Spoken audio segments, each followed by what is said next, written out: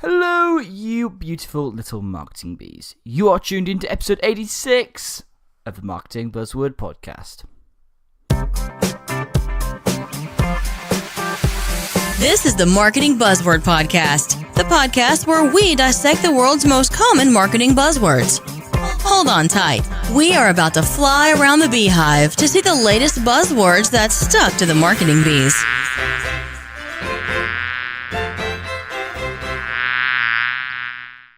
Hello again and welcome back to the Marketing Buzzword Podcast. This is the podcast which helps you to understand what all these business and marketing buzzwords actually mean and how they can be helpful or not going forward. I'm your host, Ben Roberts, and in this show, I'm the marketing bee in charge of making sure and get on the right guests and ask the right questions to make sure that these words and phrases actually make sense. And today's show, we're going to make sense of the buzzword FOMO, or the fear of missing out. Before we do so, though, I need to let you know this podcast is powered by Talkative. Talkative is a company that brings together live web chat, voice calling, video calling, and co-browsing together in one package embedded within your website. No downloads, no plugins for you or your customers. It allows you to offer quick and effective resolutions to customer queries and offer a more personalized service, essentially taking that in-store quality experience offline in-store experience to an online medium. You can find out more at talkative.uk. And one final thing before we get on to this week's guest, if you are loving the show, please feel free to leave us a review on iTunes. It really does help boost the show's profile and make it easy to keep getting on these experts. And one final thing, please do join the Marketing Worker Bees Facebook group. If you are a fan of the podcast, Marketing Worker Bees on Facebook. Right, that's more enough about me. It's time to introduce this week's guest. And this week's expert buzzword bee is the terrific Mei King Sang. So, FOMO creator and social media correspondent Mei King Sang made her debut at Atomicon 19, Andrew Pete's sellout conference. Her role was to live tweet and broadcast live on Facebook and Instagram, all from her smartphone. She's been live tweeting professionally for many years and helping conferences, festivals and workshops trend with their hashtags from Australia across to the UK. Mei King continues to help conferences around the world with her FOMO prowess, and in 2019 has already been hired to FOMO create and social correspond at a music festival, social media conferences, masterclasses and workshops so far. Mei King is also a lover of tea, and you'll mainly find her tweeting with her tea puns at Mei King Tea. Hence, my introduction, calling her tea-rific. Right, I am so excited to share this episode with you. So, there's more enough from me. Let's get on with the show. Hello, Mei King, and welcome to the podcast. Hey, Ben. Thanks for having me. How are you? Oh, I am absolutely wonderful. The sun is out. I've had a really productive, mostly productive morning. Stressful, but productive. So, you know what? I'm in a good place. How about you? Good. Oh, amazing. The sun is shining here in Sheffield too. I was dancing like there was no one watching last night. So I am all ready and buzzed. I am absolutely buzzing this weekend. It's really nice. Before we get into the topic, I think it's really important people to know that it's April and it's blue sky and it's flipping warm and it's lovely. And here's us two sat inside on a podcast. That's exactly right. We're dedicated to our work, aren't we? Exactly. Right. So, Mei King, today we're talking FOMO, all right? And this is for us. We got the FOMO of not being outside, but let's talk about FOMO for business. So, Mei King, first off, what is that acronym FOMO, and why is it important to businesses? So, FOMO means fear of missing out, and it is so important for businesses. And, for people who don't know about FOMO, I also call myself a social media correspondent as well. And that helps people to understand a little bit about what I do.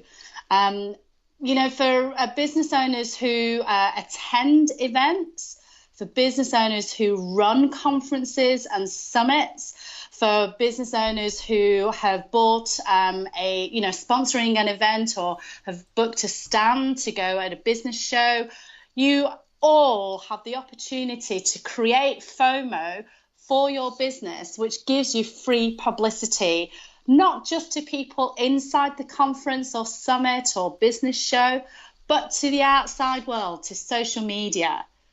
And that's why it's important for small business owners. So is it essentially a new form of PR? So by that I mean PR is one of those things where it's basically it's not so much what you're saying. Well, I don't know, maybe it's the opposite of PR then, because PR is basically almost, people would say it was free publicity or where people are talking about you. But this is you not advertising, but just trying to create an impression that people really want to speak to you. I don't know, how does it work from a sort of a PR, LinkedIn with PR? That's a great, actually, I love that question because I haven't really thought of it in that context before, but I think you're absolutely right. Because social media is, it's effectively a new TV channel, okay? So, people are not watching TV as much anymore. They're going on Netflix because they want to do away with the ads, or Amazon Prime.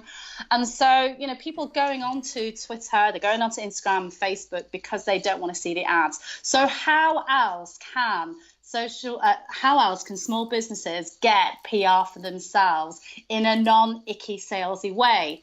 And you do that by showcasing who you are and what you're doing and giving an insight into behind the scenes. So like I say, you could create FOMO for your business if you are attending an event.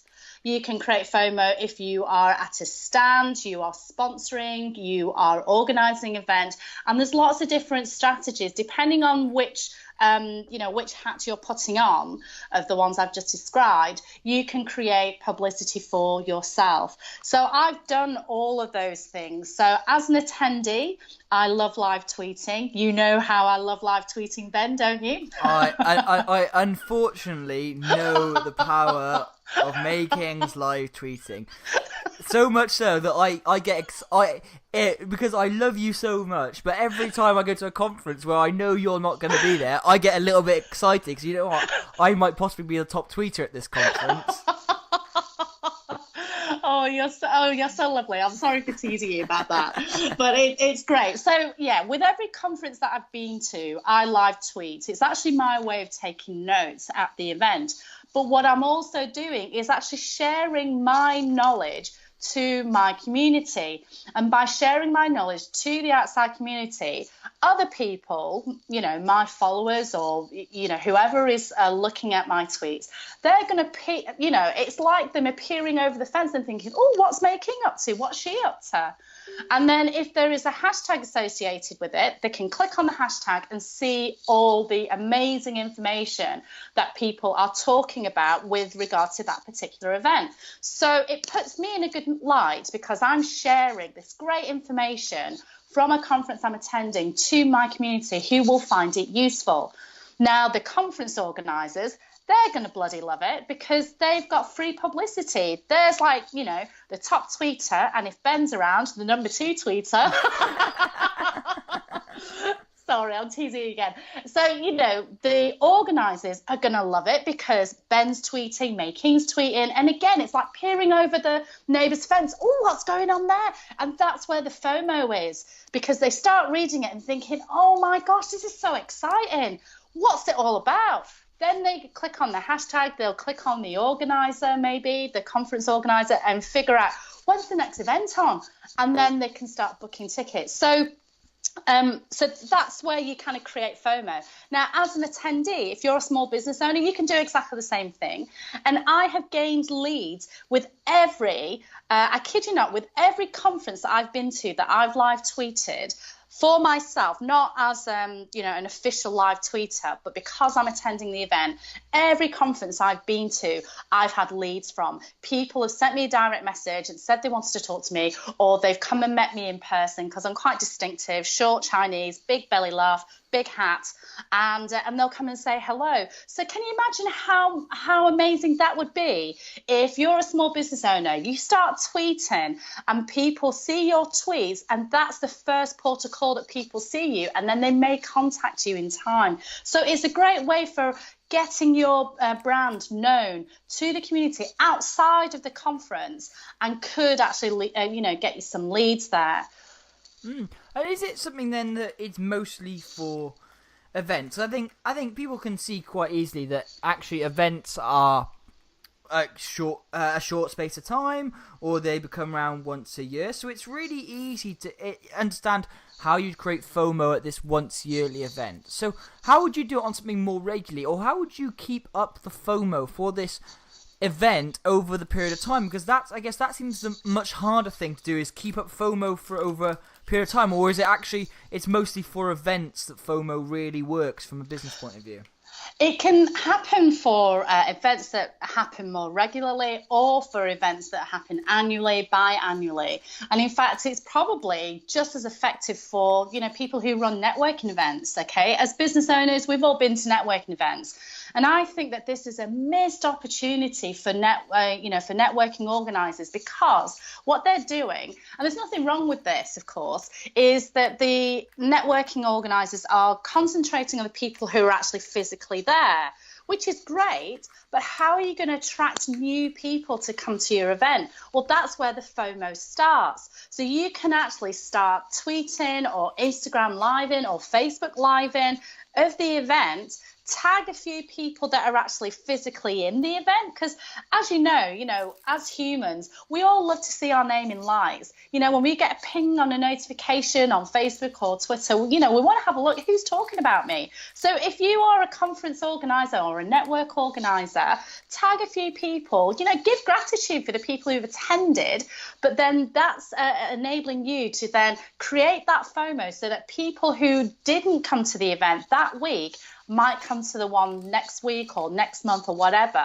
But if you concentrate on just the people that are in the conference itself or the networking event itself, then you're missing a trick. I want my social media to count. So much as I love going to conferences and I network with people face to face, I want to see if I can reach out to other people as well. So that's where the FOMO creating starts.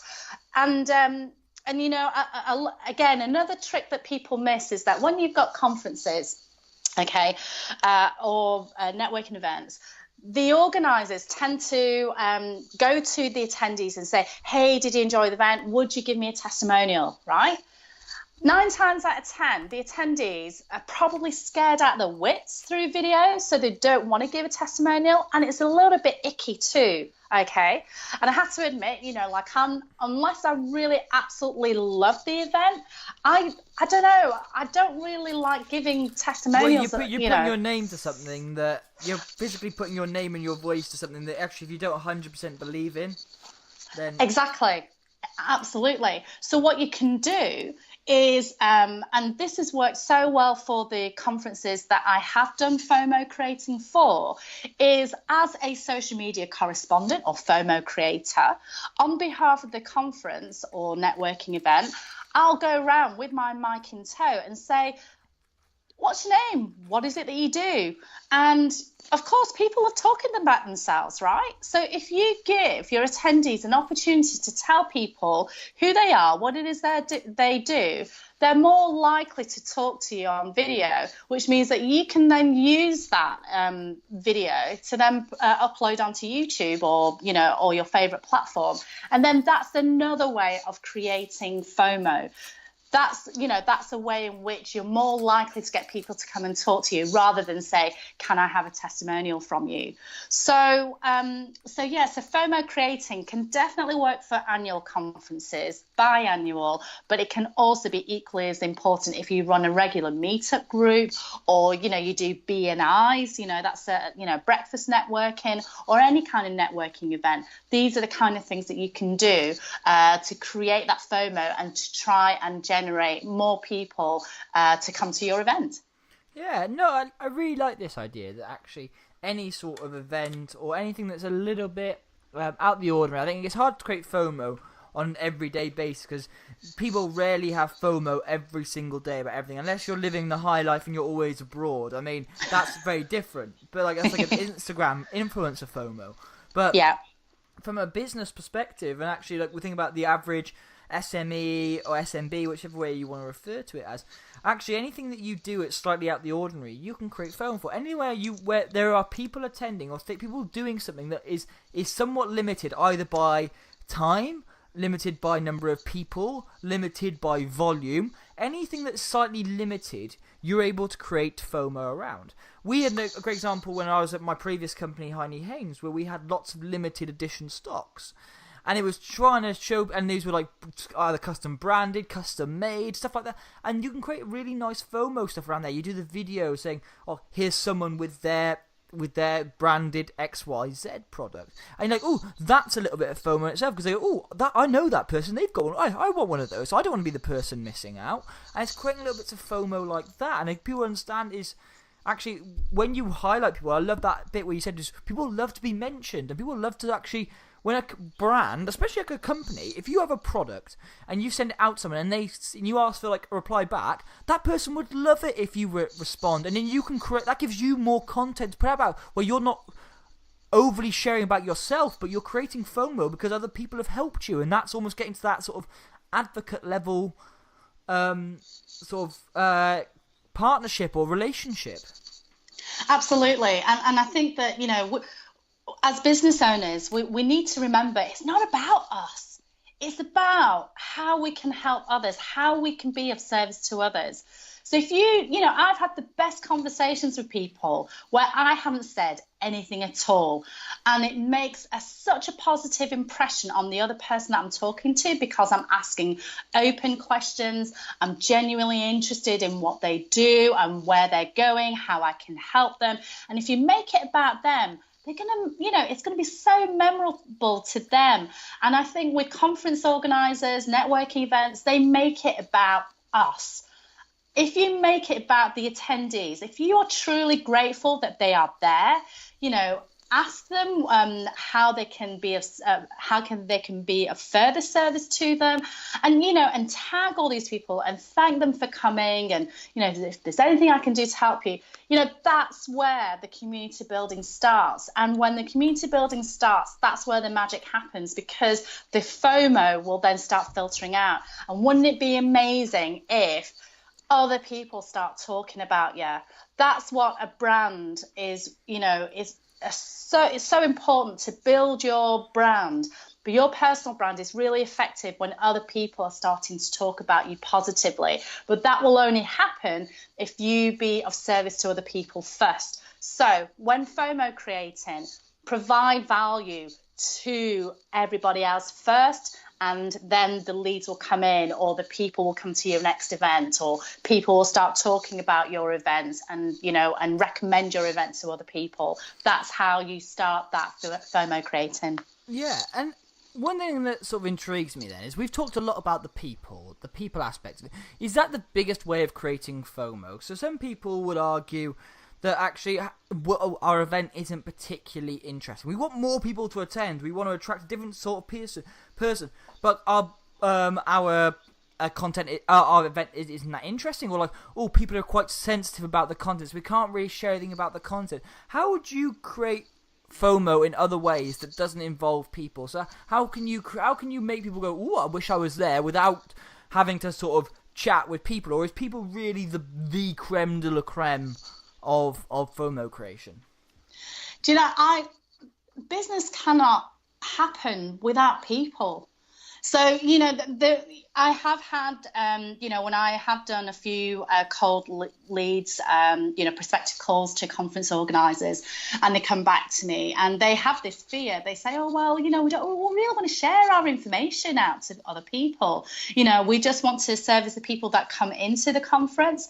And I get that. I do understand that. However, it does, even as prolific a tweeter as you and myself, we are never going to completely document absolutely everything that goes on at that conference, right?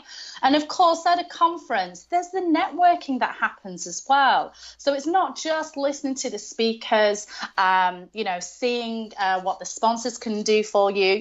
It's actually the people talking to the other people and networking. And a lot of business is actually done at the breakout sessions, at the tea breaks, the lunch breaks, and so on. So, for any conferences, who are scared about giving their information out to people. I say give as much information as you can to people, because there's, as I say, unless you broadcast live the whole conference, which not many people do, even if you did all of that, there's still a lot of stuff going on, like I say, at the breakout sessions that you don't know anything about. So, business is all about people at the end of the day, and you can create if you think that your product or your service isn't interesting enough, then you may need to go back to the drawing board. But it will be interesting to somebody, otherwise you wouldn't have gone into business to resolve a customer's problem, right? So it's really about finding your community, and you can only find your community if you start shouting about it, not in a salesy icky way, but by providing value, by showcasing how your product or service can resolve problems, interviewing attendees of your conference or speakers, and talk to them like human beings, and just showcase, think of your conference like Glastonbury. You want to create that atmosphere, that party atmosphere. And so, you hire a FOMO creator like me, who goes in and interviews people, attendees, speakers, sponsors, and just create that real positivity and light up the room, but push that out onto social media so that people will be peering over the fence, as I say, and say, oh, what is this? I want to book onto the next event. Well, exactly, and I think that's what people don't understand. Is maybe FOMO is a lot about the little things. Now, it's those little things that make a big difference. Again, you can't. I love that you can't possibly, like, even if you have you and I and maybe someone like John Asperian or other people that I know, that Dan Genghis, people who tweet loads at conferences, they still don't capture the whole thing.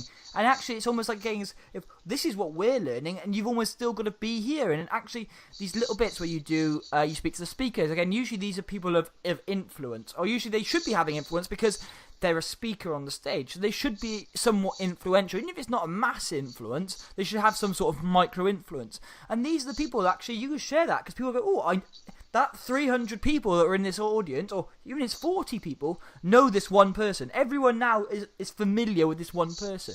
You do something with them, it gives people stuff to resonate around. It gives people like a little honeypot in which to congregate around. And that's where FOMO really comes in. It's like, this is just the tip of the iceberg. What you're seeing now is the best parts of the conference. It's not even the best parts of the conference. It is just a part of the conference or the event or the activity that's going on.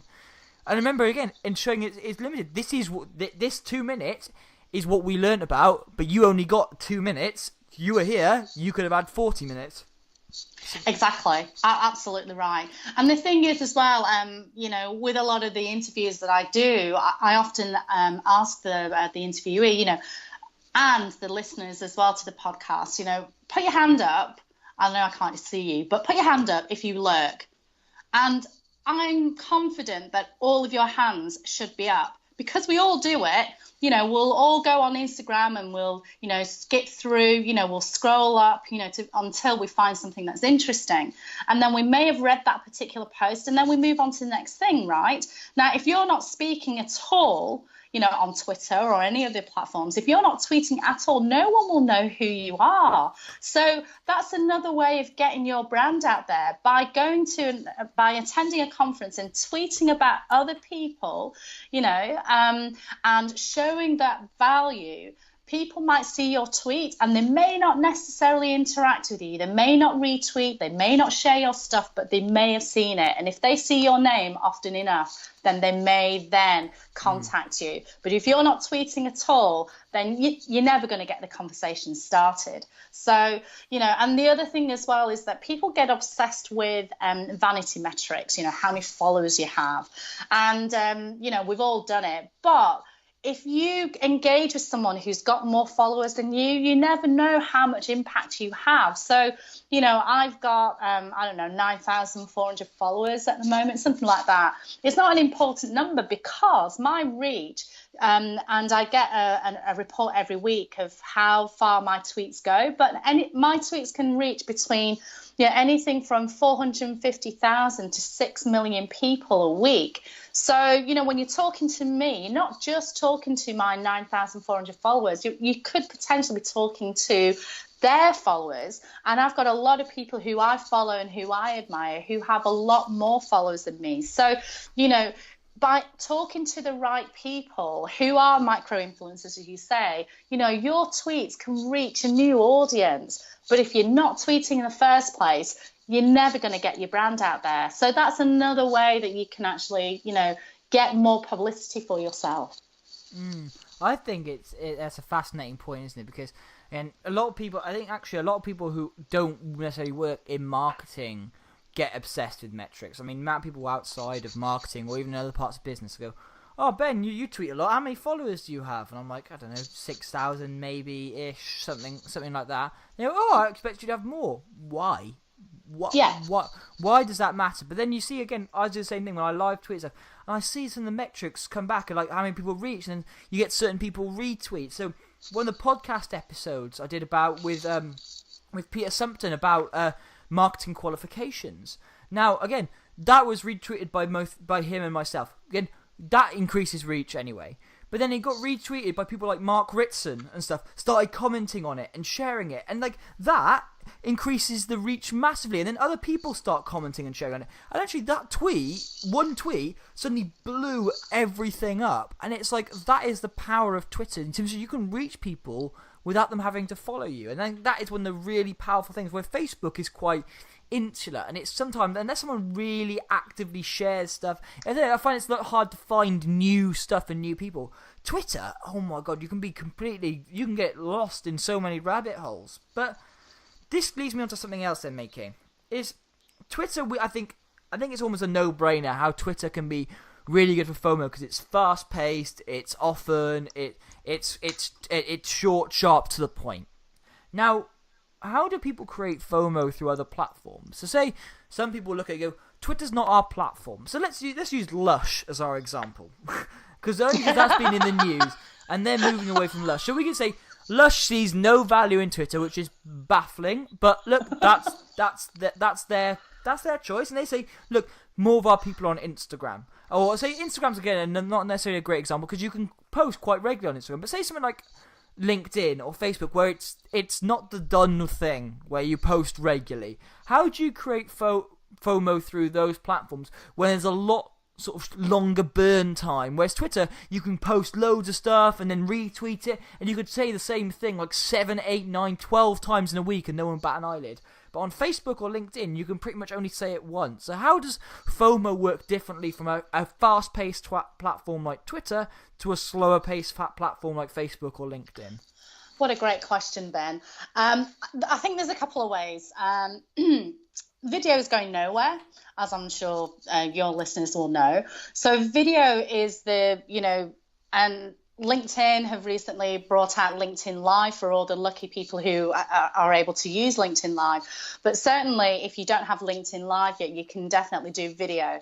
And that's a way in which you can capture, a bigger audience. My second favorite platform was LinkedIn, but I think Instagram is actually sneaking up there. And IGTV, Instagram, are doing their best to try and increase more people to use IGTV, which is, enabling people who've got less than 100,000 followers to do a video for up to 10 minutes. And if you've got more than 100,000, you can do an hour. And what they've also done recently is you can it will put a sneak preview of your video within your Instagram post. So it enables you to basically repurpose your content. So I think video is a great way of engaging with people on the slower platforms like Facebook and Instagram and LinkedIn.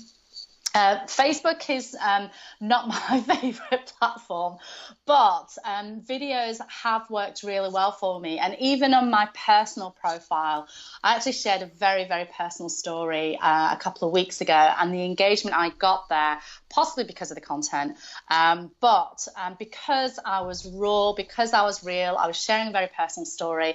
It resonated with a lot of people. I got a lot of support. It was phenomenal. And so, sometimes I have done long form posts, status updates on Facebook before, but they haven't been as effective as videos. So that's one way in which you can capture the audience and create FOMO, by doing video.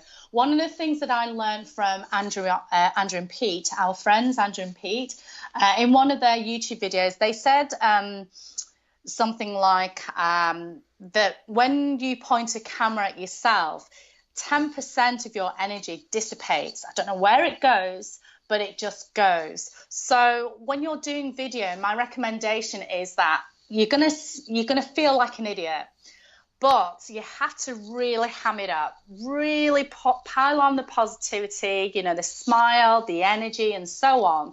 And when you watch your video back, it doesn't sound as silly. So it kind of normalizes it somehow. Don't know where the energy goes. It's really, really strange. But try doing that. Now, the second, actually, I'll tell you, there's three ways. So the second way in which you can capture the audience is captioning your video.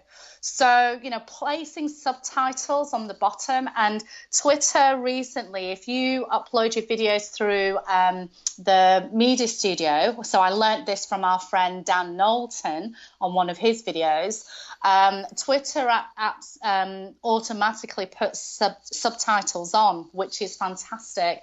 So it's appealing to a greater audience. So for people who are, hard of hearing or prefer subtitles, maybe English isn't their first language, captioning your videos, that will really, really help. That will help people reach a different audience. And another stat that I learned from some guys called Quick, so that's QUICC. They do captioning software. I think there was a really high percentage of people watch the videos with the sound off. So, if you're catching a train or, catching a bus, then if your sound is off, then how are you going to be able to understand that video? So putting captions onto your video increases the chances of your video being seen by a new audience. The third way that you can capture people's attention by FOMO is to use hashtags. So LinkedIn have really embraced hashtags, which is amazing. And one thing that I learned from the fabulous Goldie Chan, and I do recommend that you follow her on LinkedIn. She is amazing. She actually said that when you use hashtags, don't use branded hashtags on LinkedIn, but use generic ones, which I found absolutely fascinating. So if your video is about networking, then use a hashtag networking. If it's about small business, if it's about social media, use a hashtag social media. And apparently on LinkedIn, a lot of people do search on these hashtags to look for people. So use your branded ones by all means, but throw in the generic ones, which I thought was really interesting. And I did experiment with that. And I definitely got more engagement and more reach as a result of using generic hashtags on LinkedIn. And of course, with Instagram, 30 hashtags, don't use any more. Make them contextual. Don't copy and paste the same hashtags across each post because your reach will go down, that kind of stuff. Facebook, people still aren't using the hashtags yet. So if Facebook's your main platform, do video, caption them. Yeah, I know. I absolutely love that. I think this is I have a bit of a love-hate relationship with captions, but I am, I guess, coming to see the light on it because good.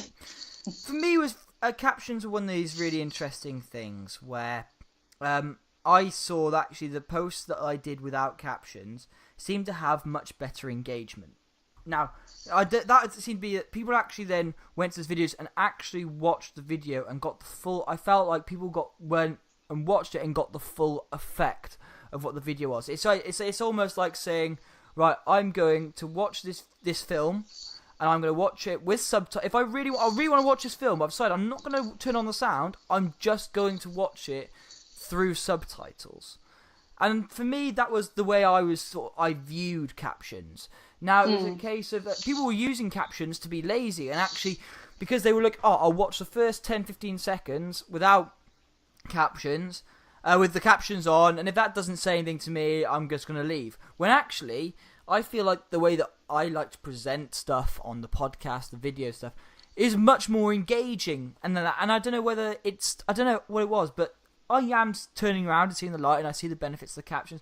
I still potentially disagree on the people spout about these massive SEO benefits from transcripts and stuff, and the closed captions. I still don't subscribe to that, but I do see it from an inclusivity point of view, and I do see it from a place of, actually, look, people can't always listen. People can't always listen out loud. But also it's like, I want people to listen out loud. If people can't listen out loud, I don't necessarily want to say you can't listen, but actually by not having the options there, I want people to listen. I really want people to listen. I don't want people to be lazy and feel like they can watch the captions, because I feel like they will never get the full effect of what I'm trying to do. Again, you try and watch a film and you can't hear the music. The music is what makes a film scary or funny or dramatizes it. I'm not saying that my voice or the way I do videos is necessarily have that same effect, but I felt like it was that principle. So it's a really interesting way that to look at captions. I'm sure that you've got an opinion on that too, and actually I feel like maybe encouraging people to listen with sound. Maybe it's just the way you need to say listen with sound, because that will help create that more of a FOMO than just seeing a few words on a screen. Yeah, actually, you have raised a good point there, and I think that possibly I'm going to suck up to you now, Ben.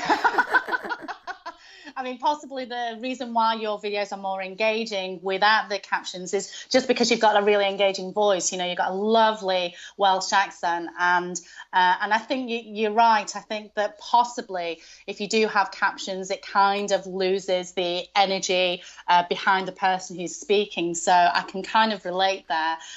What I was personally fascinated by is the fact that it reaches a new audience. I mean, there is a follower of mine who, mentioned that he's deaf, and so he likes. I mean, I don't caption all my videos because it takes time, of course, but he does, and he does appreciate it when I do caption the videos. Yeah. So it's reaching, an audience where, as I say, English may not be the first language, or the partially deaf community. So, but yeah, I like to experiment with both as well. I think it's important to do that, definitely. Yeah, definitely. I think it's just a really interesting point, and that's one thing I would never want to do, is go like and not be an inclusive person when it comes to social media, because that's what it's all about. So it's a really interesting way of looking at things. So moving on from this, I feel like we've started going down a rabbit hole, but there's still a couple of questions that I wanted to potentially explore that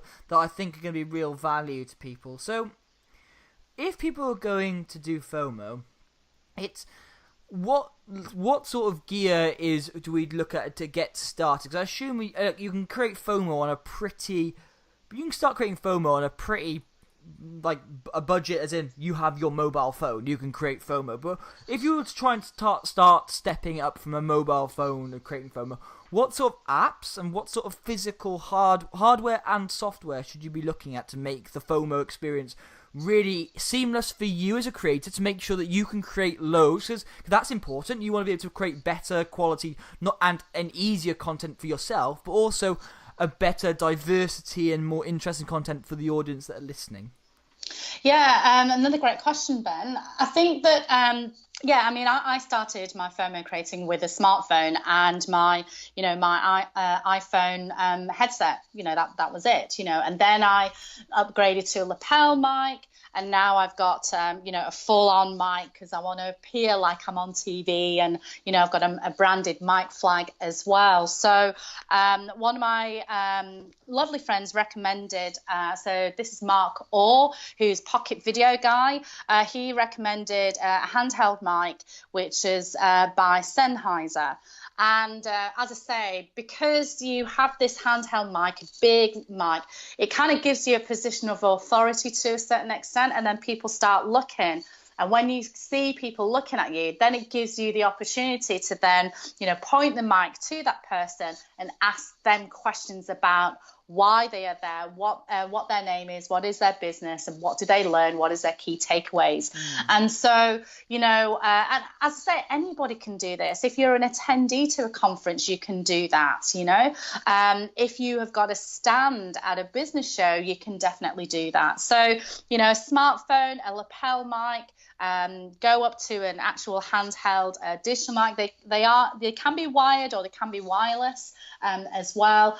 And then, and then you can get the big guns out. If the conference organizer's got a big budget, then get a camera guy, to follow you around. And so the camera guy, can also position cameras at different stations. And so, you can go and interview people there as well. But you don't need to get to the, to position, having several cameras. At the moment, for a lot of conferences that I do, all I do is have my smartphone and I have my handheld Sennheiser mic, and I go around the conference. And remember, it is about your audience. It is about what value you can bring to them. So what kind of stuff's going to be interesting to them. So if you're at a business show, talk to the people who have a stand. Now, as an experienced FOMO creator and reporter, you need to be able to make sure that when someone is speaking, if they speak too enthusiastically and they're banging on and on and on because they're, thinking, oh, this is great publicity for me, I'll just, keep selling my business. You have to have the art and skill of being able to shut down the interview at a respectful point before you move on to the next person. But, it's pretty easy, really. When you talk to people, all you do is ask open-ended questions to people. And that's interesting information enough without it being salesy or icky. When people have come out of a workshop or they've just listened to a speaker, what was your biggest takeaway from the speaker? What did you enjoy about that speaker? That's the kind of thing that you can provide value for, for your listeners. Asking people, where did you travel from? How did you hear about the conference? This again all adds up to the, to the FOMO creating. And that's a great one, isn't it? Because when people hear that people have come from foreign countries or come from other places, that is actually a really thing. Hang on, people from other countries have made the effort to come to this conference. Why did they come to this conference? Oh, what am I missing something here? Because people are traveling around the world to come to this event. Why am I not there? Exactly. And, with Andrew and Pete, they held their first conference this year, which you and I went to, and it was amazing. And they thought that they had an aim to maybe sell 80 tickets if they were lucky. They ended up selling out, which is 350.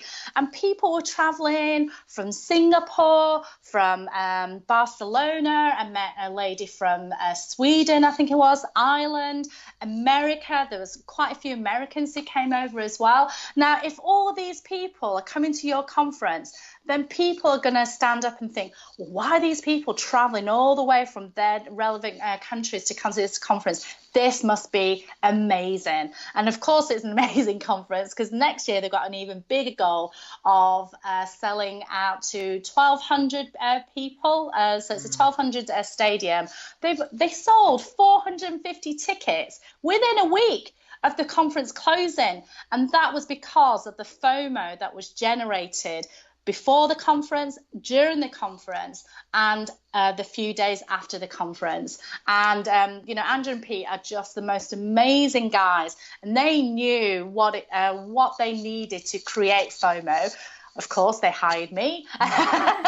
And as well as live tweeting, I interviewed people on Facebook Live. I interviewed people for Instagram stories. I did an Instagram takeover of Andrew and Pete's account.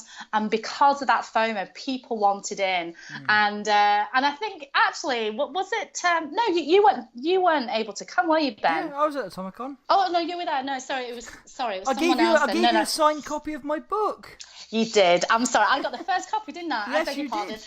No, there was this, I apologize. There was a tweet that went out, and I can't remember who it was. I thought it was yourself, but it can't have been.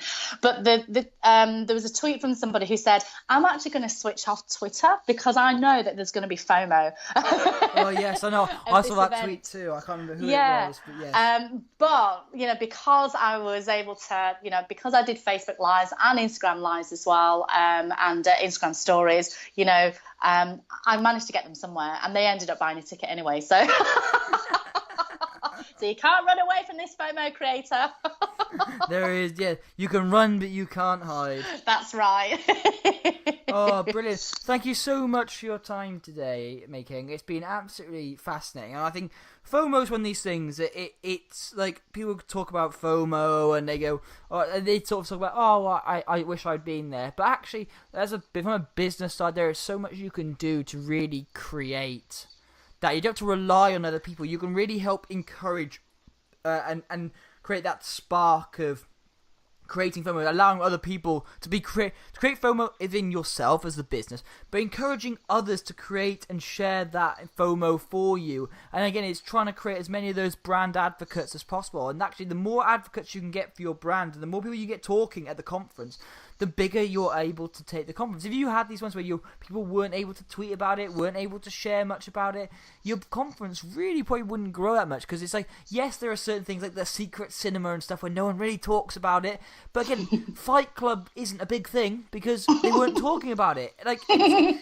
It's one of those things. Things will only get to a certain size if people don't talk about it. But actually, if you want to go big and you want to get more people there, you want to expand your offering, you want to make more money because you want to raise your ticket prices, then you need to increase demand. The way you increase demand is by getting more people signing up. You get more people signing up, means you can raise your ticket prices. It means you can make more money, which means you can hire more people to go and make the event even bigger again. And it becomes a perpetual cycle. And actually, that is breaking out of that, going back to Atomicon, that's breaking out of that catch-22, and that's doing something a little bit different.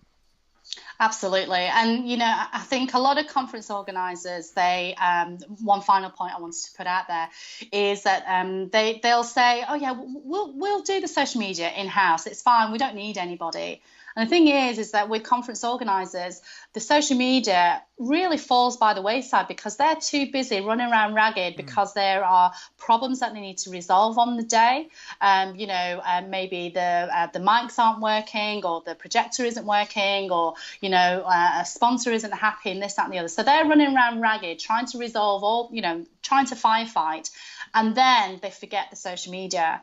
And so it's really important for a conference organizer to hire an exceptional live tweeter such as Ben Roberts, hire a FOMO creator like Making Sang, so that you don't need to worry about the social media and the creating of the FOMO, because you're never going to be able to prioritize that if you're too busy firefighting the conference itself. So that's something that you may need to, think about when you are looking at your budget, your budgeting and your budget for marketing, as well as selling tickets at your current conference.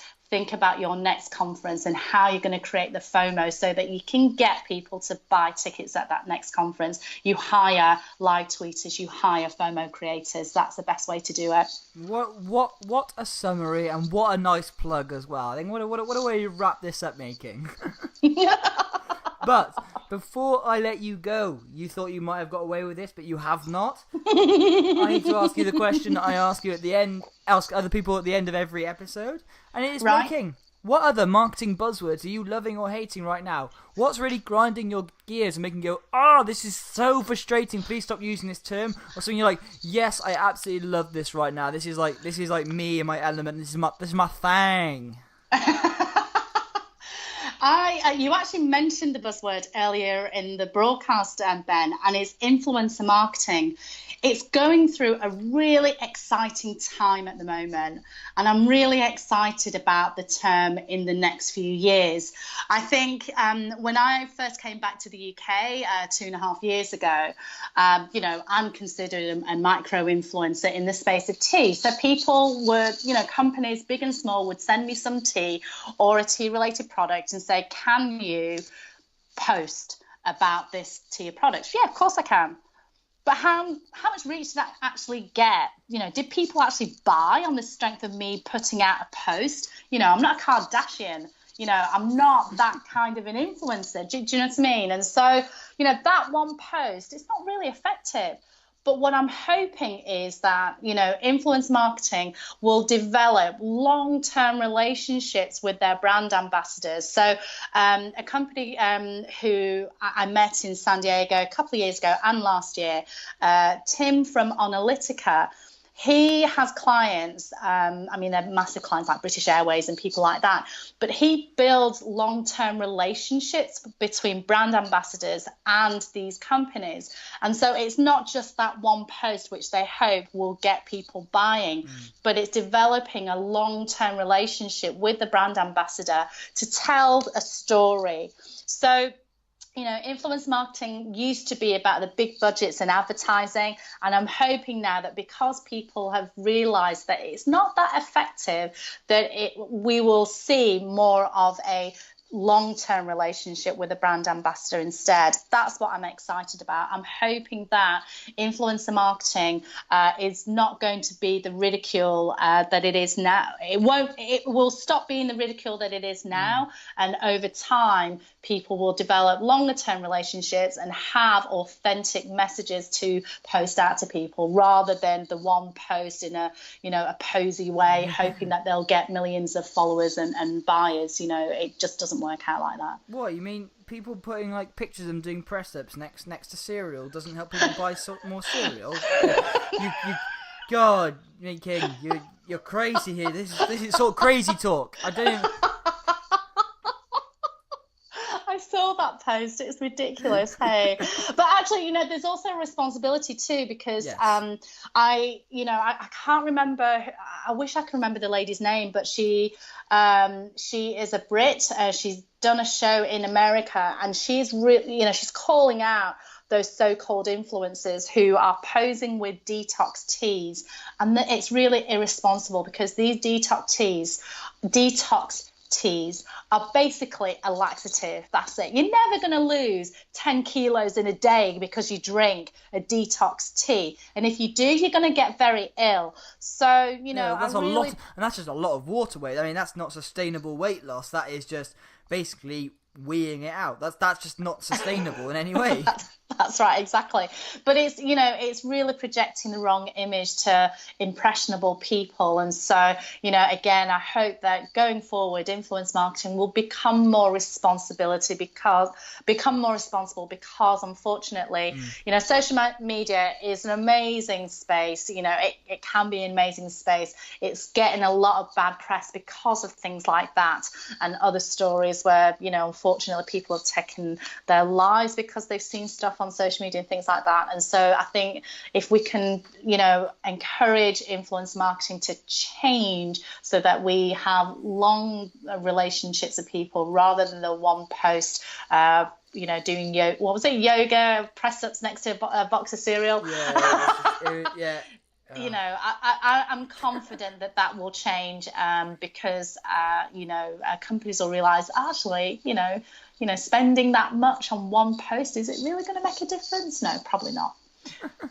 Oh, I absolutely love that. I think that's a really, really nice way to end the show. So thanks so much for your time, Making. I've learned a heck of a lot about FOMO. I know everyone listening will have learned so much as well. So I can't thank you enough for your time. You are very, very welcome, Ben. And I'll see you at the next gig where we tweet it out. Yep. Tweet you soon. You have been terrific. Amazing. I've been waiting. I've been waiting all episode to make a tea pun. Well, top marks. That was T Mendes, Ben. Bye, Making. See you now. Bye.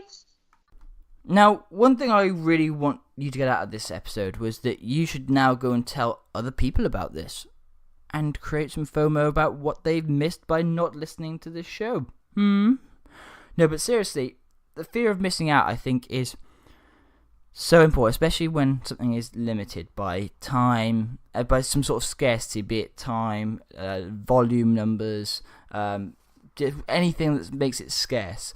Now, the idea of creating that fear of missing out means actually, even if you don't necessarily benefit straight away, and it actually seems like a cost in the short term, actually the long-term benefits of that are absolutely huge, because actually it allows you to grow your event.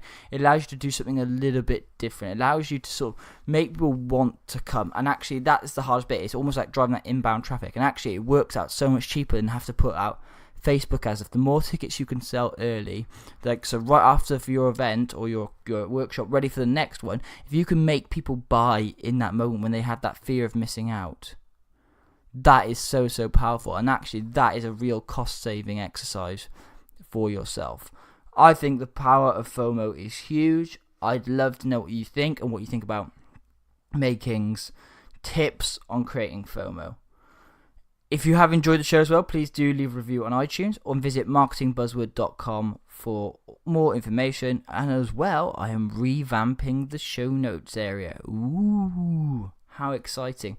And as well, please come to Marketing Worker Bees Marketing Worker Bees group on Facebook. Really, really interesting stuff. Right, thank you very much for listening. I'll be back next week with another guest episode. Goodbye. This podcast is part of the You Are the Media Network.